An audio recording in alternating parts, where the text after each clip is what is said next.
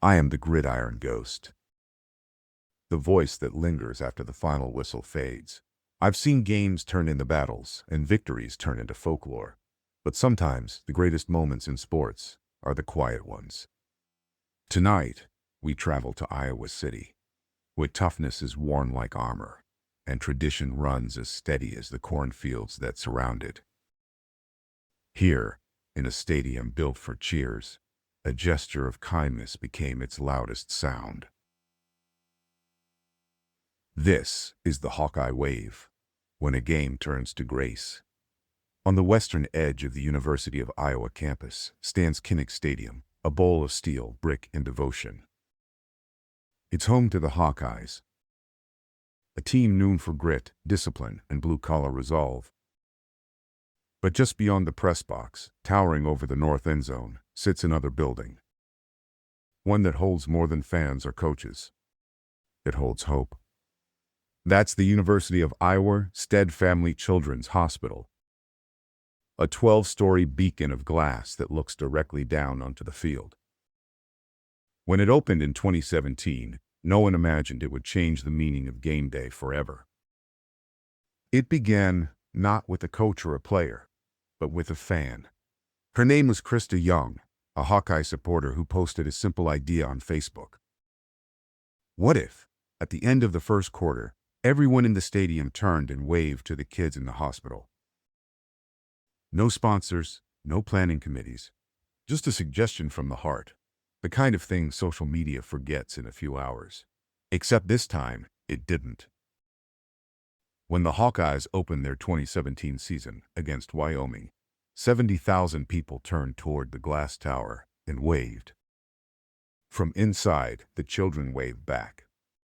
Some with smiles, some with tubes in their noses, some from beds rolled close to the window. And in that moment, the noise of the game dissolved into something else. Within weeks, the wave became a ritual.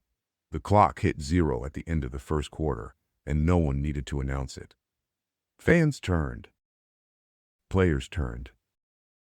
Coaches turned. Even the visiting teams joined in. It wasn't orchestrated. It was organic.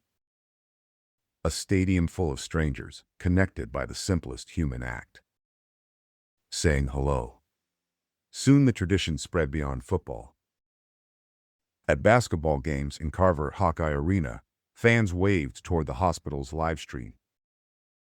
Even other schools, Nebraska, Wisconsin, Penn State, adopted the gesture when they played in Iowa City. But at Kinnick, it hits different. Because here, it isn't an idea anymore. It's family. From the top floor of the hospital, known as the press box, young patients can see the entire field. They decorate the windows with signs. Go Hawks. We are watching you. Beat Michigan. Sometimes, they hold up drawings of their favorite players. For those kids, many battling cancer, heart defects, or chronic illness, Saturdays bring more than football. They bring normalcy. The chance to be part of something outside their diagnosis. Parents say it changes everything. For 10 minutes, their child isn't a patient. They're a fan. And when 70,000 people turn and wave, it's not pity they feel. It's belonging. Football is a sport built on adrenaline and aggression, but in Iowa City, the first quarter break brings humility. Quarterbacks remove helmets.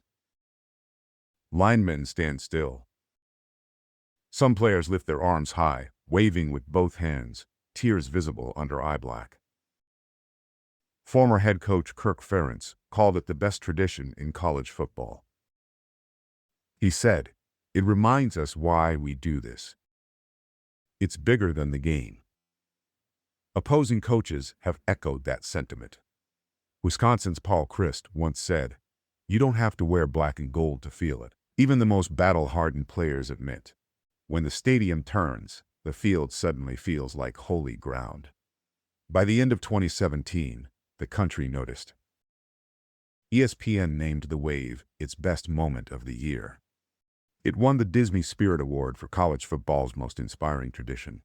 The NCAA honored it as a symbol of compassion in sport. During one broadcast, commentator Kirk Herbstreit paused mid-sentence. He simply said, "There's nothing else like it. Not anywhere." In a game often defined by rivalries and records, the Wave redefined what it meant to win, not on the scoreboard, but in the soul. There are stories that never make the broadcast, like the time a patient named Addison, age 7, waved to her favorite player, who later sent her a signed jersey through hospital staff. Or the families who planned their child's treatments around home games just to be there for the first quarter wave. One father said, "When I see those players turn toward the window, I know my son isn't invisible. Someone sees him." That's the quiet power of this ritual. It turns anonymity into acknowledgement. Psychologists from the university studied the impact of the wave. They found that the gesture triggers mirror neurons, the brain's empathy circuits, in both participants and observers. In plain terms, the act of waving actually makes people feel connected.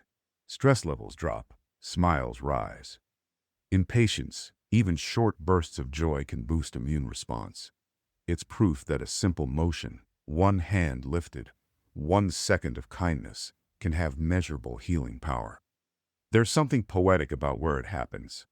Kinnick Stadium, named after Niall Kinnick, the 1939 Heisman winner who died serving in World War II, has always carried a tone of sacrifice and respect. The hospital beside it was built to heal. Together, they form a kind of balance, one for struggle, one for recovery. When the crowd turns, you can almost feel those two worlds merge. Sport and suffering, roar and whisper. It's the most human collision of all. Today, fans across the country know the wave. At away games, Iowa supporters still turn and wave toward the nearest hospital. Some schools have started their own versions, silent salutes, hand signals, or community gestures inspired by Iowa's act. But ask anyone in black and gold, and they'll tell you, it belongs to everyone, but it started here. Because compassion doesn't need ownership, just imitation. If you ever stand inside Kinnick during the wave, close your eyes. You'll hear it. Not the usual chaos of football, but the soft rustle of 70,000 hands moving in the air. It sounds like wind through cornstalks. It feels like prayer. Announcers stop talking. Bands go silent. Even the clock seems to pause, as if the game itself knows it's time to listen. The Hawkeye Wave reminds us that greatness isn't always measured in yards gained or games won. Sometimes it's measured in grace, in the courage of a child waving from a hospital window, in the humility of a player turning to wave back. It proves that tradition can start anywhere, even in a Facebook post, and grow into something sacred. Because in a sport built on collisions, the most powerful moment in Iowa City is one of stillness. And sometimes, the loudest cheer is silence filled with love. Next week, the Gridiron Ghost heads south again, to a place where music meets faith, and Saturdays sound like church bells with a southern twang. We'll explore the magic of the Volwalk and the hymn that follows it, Rocky Top. Join us for Rocky Top Revival, Tennessee's Hymn of the Hills. The lights dim, the echoes fade, but the spirit remains. I am the Gridiron Ghost, a witness to every chant, every cheer, every chapter of this game we love. You've been listening to Campus Chronicles, Beyond the Game, a JourneyWise Studios production, where the past still speaks and the stories never rest. Follow the echoes wherever you listen. And until next time, keep your spirit loud, your history close, and remember, the echoes never fade.